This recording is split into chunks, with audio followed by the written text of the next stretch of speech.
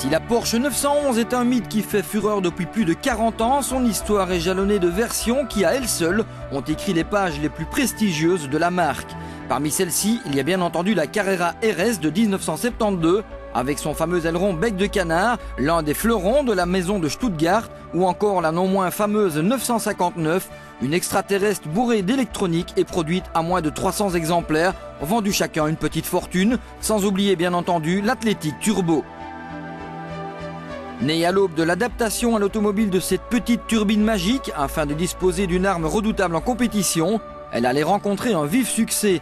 Si Porsche prévoyait d'en produire 1000 exemplaires, ce sont près de 3000 unités qui sortaient des chaînes en 2 ans à peine. Et alors que le cap des 20 000 Porsche 911 Turbo a largement été franchi, l'histoire de cette variante n'est pas prête de s'arrêter. Dans le milieu des années 70, Porsche faisait sensation en présentant sa version turbo de la 911 ou 930 comme elle était appelée sur certains marchés comme les États-Unis. Un véhicule doté d'un 3 litres turbo compressé qui développait 260 chevaux renvoyés au seul roue arrière. Inutile de préciser que rouler avec cette voiture n'était pas une simple affaire. Le comportement était délicat mais aussi la manière dont la puissance du moteur venait était assez brutale. Aujourd'hui, une bonne trentaine d'années plus tard, la prestigieuse firme de Stuttgart présente la 6e génération de sa Porsche Turbo. Bien entendu, bien des choses ont changé. D'abord, le moteur n'est plus refroidi par air mais par eau. Sa cylindrée est passée à 3,6 litres, la puissance à 480 chevaux et surtout, elle est dotée de la transmission intégrale. Véritable réussite, le dessin de la 911 reste égal à lui-même. Remodelé, capot et bouclier permettent un gain substantiel en termes de refroidissement. On soulignera que les clignotants sont ici intégrés à l'une des ouïes d'aération frontale de la belle. L'arrière reste proche de celui de sa devancière. On notera toutefois un nouvel aileron rétractable, des feux affinés et une double sortie d'échappement. À l'intérieur, ce qui marque, c'est la qualité irréprochable des matériaux et de la finition. Tout en respectant les traditions, la planche de bord ne mérite que des éloges. L'équipement se veut complet, avec notamment climatisation automatique, siège en cuir, ordinateur de bord ou encore audio performante et phares Big Xenon. Sur la route, on est désormais bien loin de ce modèle brutal, presque indomptable, présenté au Salon de Paris 1974. Pourtant, avec près de 500 chevaux sous le pied.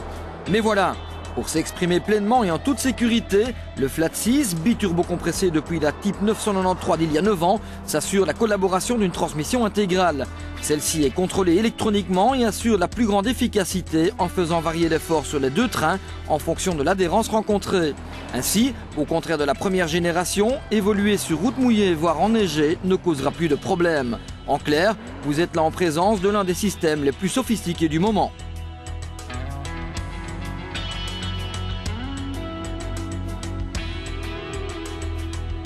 Aussi puissant soit-il, le moteur sait se montrer extrêmement docile et sa souplesse fera merveille en ville. D'autant que désormais, boîte et embrayage sont exploitables par tous et toutes, même s'ils ont conservé un maniement assez ferme. Sur autoroute, il faudra prendre garde. D'abord au radar, car les envolées sont non seulement exceptionnelles, comme en attestent les 3 secondes 9 qui suffisent à passer de 0 à 100 km/h, mais la vitesse de pointe l'est tout autant, 310 km/h annoncée.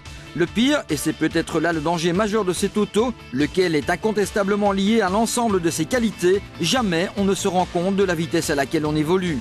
La simple sollicitation de l'accélérateur se traduit par une poussée musclée, quelle que soit la vitesse de départ. Dès lors, même sur une simple ligne droite, la moindre accélération pied au plancher nécessite toute l'attention. Vraiment très impressionnant. Tout autant que le freinage, une des spécialités de Porsche. La consommation est forcément à l'avenant, quoique, vu le potentiel de ce bolide, on ne peut pas considérer que l'on sombre dans l'excès, également impressionnant. En résumé, vous l'aurez compris, en dépit des quelques 140 000 € réclamés, sans option, il est difficile de ne pas tomber sous le charme de cette auto exceptionnelle qui flirte réellement avec l'excellence.